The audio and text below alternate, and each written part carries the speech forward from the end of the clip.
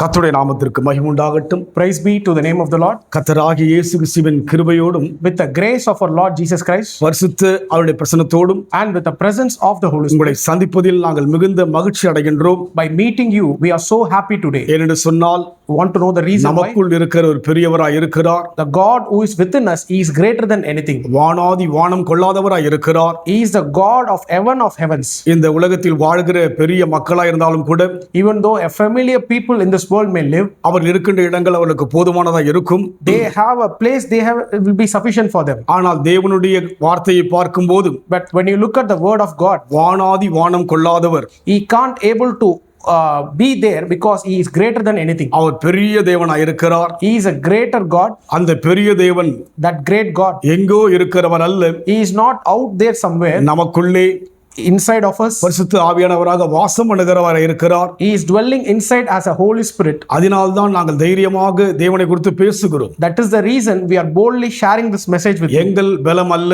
It is not our strength, எங்கள் திறமை அல்ல, it is not our talent. எங்களுக்குள்ளும் உங்களுக்குள்ளும் வாசம் செய்கிற தேவன் பெரியவராய் இருக்கின்றபடியினாலே It is a God who is greater. He is inside of us and you.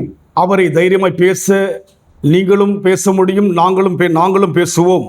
Both you and ourselves, we can able to share Him boldly. நம் பிரச்சனைகளை விட Above of our problems, தேவன் பெரியவர். God is greater. நம்முடைய பலவீனங்களை விட Above of our sickness, தேவன் பெரியவர். God is greater. அதனால் பிரச்சனைகளை கண்டு நாம் சோர்ந்து போக வேண்டாம். So do not look at your problems and get discouraged. பலவீனங்களை கண்டு நாம் பயந்து போக வேண்டாம். Don't get looked on your sickness and our get பெரியவராய் இருக்கிறார். He is greater. இந்த வேளையிலும் கூட நாம் தியானிக்கும்படியாக Today also let's meditate on God's word. அப்போஸ்தலனாகிய பவுல் பிலிப்பியருக்கு எழுதின நிருபம் 1 அதிகாரம் 3 வசனம். Philippians chapter 1 verse 3. சுவிசேஷம் உங்களுக்கு அறிவிக்கப்பட்ட நாள் முதல் இதுவரைக்கும் நீங்கள் அதற்கு உடன்பட்டவளானபடியால் I give praise to my God at every memory of you. தேவனுடைய ஜனமாய் நம் வாழ்க்கையிலே Godly people's life, நாம் யார் என்று அடிக்கடியாக ஞாபகப்படுத்திக் கொள்ள வேண்டும். we have to always think about who we are in Christ. தமிழிலே உடன்பட்டவன் சொல்லி பார்க்கிறோம். As it is said in the Tamil like that, ஆங்கிலத்திலே பார்க்கின்ற போது ஞாபகம் படுத்துகிறார் என்று பார்க்கிறோம். but in the English translation it has been said memory. அதனால் ஒன்றை மறந்து போக வேண்டாம். So one thing do not get forget. நாம் யாவரும் சுவிசேஷத்துக்குள்ளாக கட்டப்பட்டவர்கள். We are the people who have been tied in the gospel. அந்த கட்டளைக்குள் கீழ்ப்படுகிறவர்கள். We are the people who obey to the commandments. அதைதான் பவுல் இங்கே சொல்கிறார். That is what Paul has been preaching to these people. அதிலே முதலாம் வசனத்தில் அவர் சொல்கிறார், When you look at the first verse, இயேசு கிறிஸ்துவின் ஊழியக்காரனாகிய பவுலும் தீமோத்தேயுவும் பிலிப்பி பட்டணத்தில் கிறிஸ்து இயேசுவுக்குள்ளாக பரிசுத்தவான்கள் அனைவருக்கும் கண்காணிகளுக்கும் உதவிக்காரருக்கும் எழுதுகிறதாவது, Paul and Timothy, servants of Jesus Christ, to all the saints in Christ Jesus at Philippi, with the bishops and deacons of the church. Kristu இயேசுவுக்குள்ளான It is said in Christ. பரிசுத்தவான்கள் என்று பார்க்கிறோம். They are saying godly, holy people. மனிதன் தன்னை பரிசுத்தப்படுத்த முடியாது. A man cannot sanctify himself. தேவனுடைய பிரசன்னமும் அவருடைய கிருபையும் தான் மனிதனை பரிசுத்தப்படுத்த முடியும். Only God's presence and His grace can able to sanctify him. ஏனென்றால் அவர் பரிசுத்தமாய் பிறக்கப்பட்டவர். Reason, he has been born holy. அவரிடத்திலே பாவத்தை பார்க்க முடியாது. No one can able to see a sin in him. தாவீது என்கிற ராஜா சொல்கிறார், A King David is saying, என் தாய் என்னை பாவத்தில் கர்ப்பம் தரித்தாள். I born in the nature of sin. ஆனால் இயேசு கிறிஸ்துவோ But Jesus, பாவத்தினால் கர்ப்பம் தரிக்காதபடிக்கு He has never born with sin. பரிசுத்த ஆவியான பிறக்கப்பட்டபடியினாலே He has been born by the Holy Spirit. அவருக்குள்ளாய் நாம் பரிசுத்தவான்களாக மாற்றப்படுகிறோம். And we are made holy in Christ Jesus. இரண்டாவதாக கண்காணிகள் என்று சொல்லி பார்க்கிறோம். And second, it says bishops, it says. உதவிக்காரர் என்று பார்க்கிறோம். And it says helper. தேவனுக்குள்ளாய் கடந்து வருகின்ற போது When we come in the Lord, இந்த மேன்மைகளை கொடுக்கிறார். God is giving this honor. தன்னிச்சையா எந்த ஒரு மனிதனும் By the self, he cannot do anything. தன்னை பரிசுத்தமாக்க முடியாது. They cannot make themselves holy. ஏனென்றால் பிறப்பிலேயே பாவத்தில் பிறந்தபடியினாலே,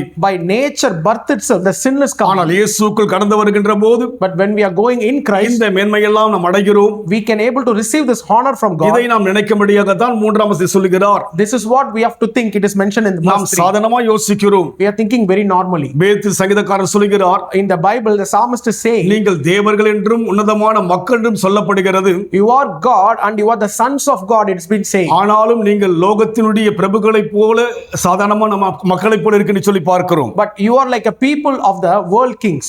ஆண்டவருடைய பார்வையிலே தேவ ஜனங்கள் மேன்மையான மக்களாய் இருக்கிறார்கள். In the sight of God, godly people are very honorable. அந்த எண்ணம் அந்த ஞாபகம் நமக்குள் இருக்க வேண்டும். We should have that kind of thought and memory in us. அதற்குள்ளாக தான் உடன்பட்டு இருக்கிறோம். We should have a memory of that. அதனால் கவனத்தோடு இருக்க வேண்டும். So we should be in a careful way.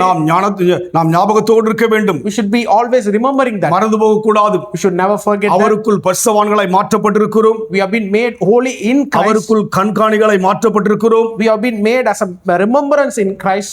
அவருக்குள்ளாக உதவிக்காரராய் மாற்றப்பட்டிருக்கிறோம். And we have been made as a helper in Christ. இந்த அனுபவத்தில் கடந்து போகும்போது when we walk through this experience, 4ஆம் வசனத்திலே பவுல் சொல்கிறார், and it is said in the verse 4, நான் பண்ணுகிற ஒவ்வொரு விண்ணப்பத்திலும் உங்கள் அனைவருக்காகவும் எப்போதும் சந்தோஷத்தோடு கூட விண்ணப்பம் பண்ணுகிறேன். and in all my prayers for you all making my request with joy. நிச்சயமாகவே surely நம்முடைய காரியங்களை குறித்து all the thing which we do, உங்களை நடத்துகின்ற தேவனுடைய ஊழியக்காரர்கள், the godly servant who are leading you, சந்தோஷத்தோடு கூட தேவனை ஸ்தோத்திரிக்க வேண்டும். they should always praise God regarding you. அதுதான் தேவ பார்வையிலே உகந்ததாய் இருக்கும். that is very honorable in God's sight. ஏனென்றால் தேவனுக்குள்ளாய் அவரை வழிநடத்தினபடியினாலே, reason they are leading you in the Lord, அவர்களுக்குள்ளாக தேவனுடைய பிரசன்னம் இருந்தபடியினாலே, they have the presence of God in them, அந்த ஞாபகம் 3ஆம் வசனத்தில் இருக்கிறபடியினாலே, they have the memory in the 3rd verse. விண்ணப்பம் பண்ணும்போது when they pray to God, சந்தோஷமா விண்ணப்பம் பண்ண வேண்டும். they should pray with a joy. உங்களை குறித்து about you, அநேகர் பேசும்போது, when other people speak, அநேகர் சொல்லும்போது, when other people say, சந்தோஷமா இருக்க வேண்டும். it should be a joy to them. நம்ம நினைக்கும் போது when we think about ஒருவருக்கும் சங்கடமோ, no one should be ஒருவருக்கும் குரோதமோ, a sorrow or a anger, ஒருவருக்கும் விரோதமோ இருக்கவே கூடாது. there should not be any enmity between. அப்பேற்பட்ட அனுபவத்தில் போகும்போது like in that experience, பவுலுக்கு மாத்திரம் சந்தோஷம் அல்ல, not only for Paul, தேவனுக்கும் சந்தோஷமா இருக்கிறது. God will also be happy. அந்த அனுபவத்தில் ஒப்பு கொடுப்போம். let's walk in that experience. அன்பின் ஆண்டவரே, dear Father, உமக்குள் சேருகிறபடியினாலே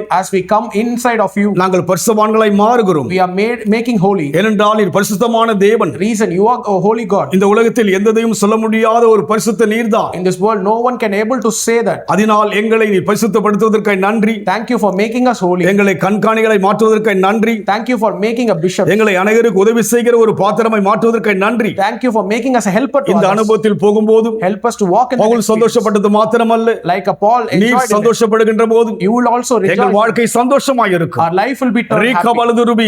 We thank you சந்தோஷத்தை கொடுப்பதற்காய் நன்றி செலுத்துகிறோம். thank you for giving that joy in our life. ஆசீர்வதிங்க. bless us today. இயேசுவின் நாமத்தில் பிதாவே. in Jesus name I pray. கர்த்தர் ஆசீர்வதிப்பாராக. God bless you.